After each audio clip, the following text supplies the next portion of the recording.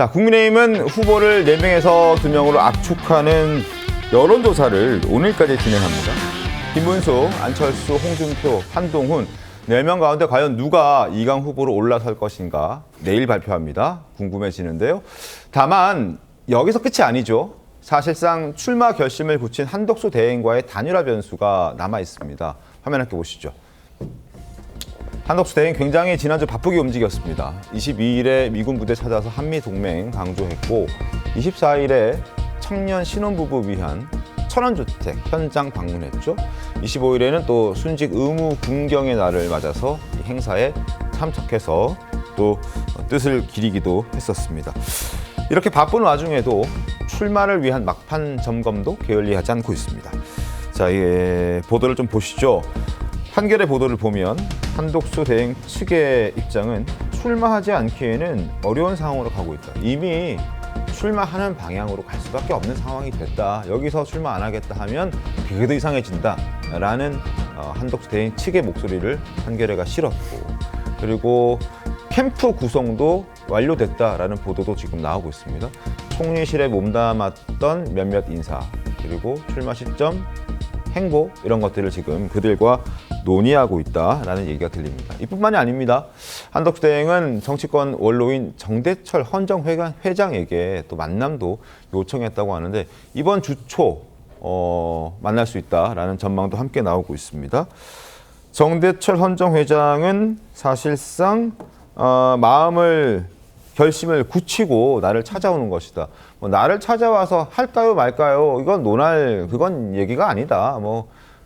그렇게 찾아오는 건 자기도 이해하기 힘들다라는 입장이고, 인사 오른 것 자체가 벌써 대선 출마를 결심했다는 걸로 보이고, 한덕수 권한대행이 먼저 지난주에 만남을 제안했다. 그래서 오늘, 내일, 모레 요 3일 중에 한 대행이 정대철 헌정회장을 찾아갈 걸로 보고 있습니다. 자, 어떻게 좀 평가하십니까? 일단 만난다는 내용이 알려졌기 때문에 네? 한덕수 대행이 퇴임하기 전에 만나기는 좀 어려워진 것 아닌가 싶어요, 저는. 아, 그래요? 오히려 퇴임을 하고 퇴임을 며칠 안 남았으니까 예정대로 하면은 그럼 더 빠르게 퇴임하고 간다는 뜻도 될 수 있는 거 아닌가요? 그렇게도 할 수 있지만 어쨌든 현 상태 대행직을 가지고는 네? 만나기 이제 부담스러워졌죠. 만나기 부담스러워서 어쨌든 퇴임은 그런데 지금 모든 일정 같은 것을 감안을 하면 거부권 행사 일정도 있고 하면은 30일이나 1일쯤, 그러니까 30일이나 1일도 며칠 안 남았잖아요.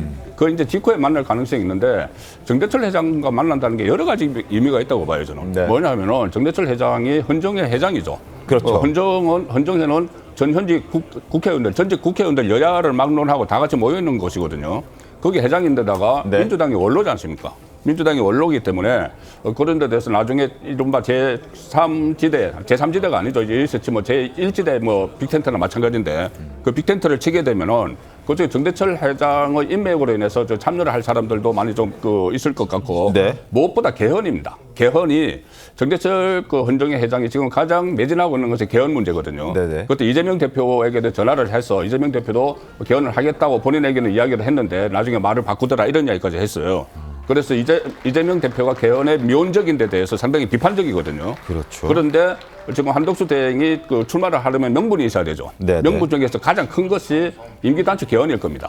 임기단축 개헌이면은 정대철 회장과 공감대가 형성이 되는 것이죠. 네. 그리고 정대철 회장은 이미 개헌을 위해서 여러 가지 세미나도 열고 준비를 해왔거든요. 그래서 아마 개헌을 매개로 해서 정대철 회장의 도움을 받는 그런 형식이 되면은 상당히 시너지 효과가 클 걸로 봅니다. 개헌을 매개로 만날 것이다. 그러면 개인적 인연도 있잖아요. 사실 경기고 서울대 선후배. 네, 경기고 서울대 선후배이고, 그리고 그 전에 한덕수 대행은 여러 정권에서 일을 했기 때문에 네. 노무현 정권 때도 국무총리를 했고 김대중 정권 때도 청와대 경제수석을 했기 때문에 네. 정대철 회장과 여러 인연이 있겠죠. 언제가 될지 한번 보죠. 오늘, 내일, 모레 3일 중에 하루는 만날 수 있다라고 정대철 헌정회장이 얘기를 한 터라서 기다려집니다. 어떤 얘기가 나올지, 또 만나면 어떤 형식으로 하게 될지 궁금한 대목입니다. 자, 이렇게 한덕수 대행의 출마는 사실 많은 사람들이 기정사실로 보고 있습니다. 그렇다면 대체 언제 출마를 선언할 것인가? 국무회의 다음 날인 모레 30일에 할 것인가? 아니면은 국무회의도 건너뛰고 그리고 국민의힘 후보 선출 5월 3일 이후 그리고 공직자 퇴임 이전 뭐 요 시점에 할 것인가. 물론 그렇다 하더라도 며칠 차이 나진 않지만 의미는 좀 다양하게 해석할 수 있습니다. 자, CG 한번 보겠습니다. 29일 할 것인가? 30일 할 것인가? 아니면은 뭐 그 뒤에 할 것인가? 근데 이제 변수가 하나 발생한 게 오늘 신문을 보면 지금 30일에 존 펠란 미 해군성 장관을 만날 예정이다.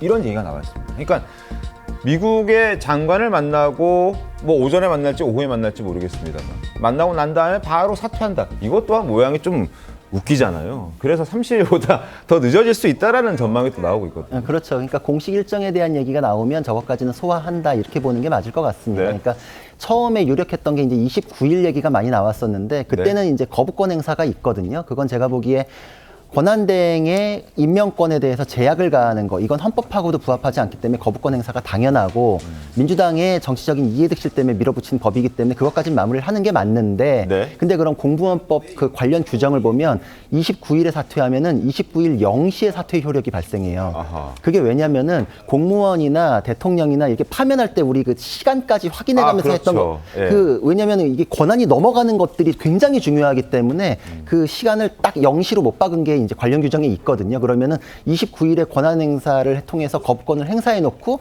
0시로 거슬러 올라가서 사퇴의 효력이 발생하면 이제 권한 행사를 못 한 게 되거든요. 네. 그러니까 29일은 아니다. 이제 여기까지 확인된 거라고 볼 수 있고 네. 또 지금 미국과의 관계가 굉장히 중요한데 여기에 또 한덕수 권한대행의 강점이 있잖아요.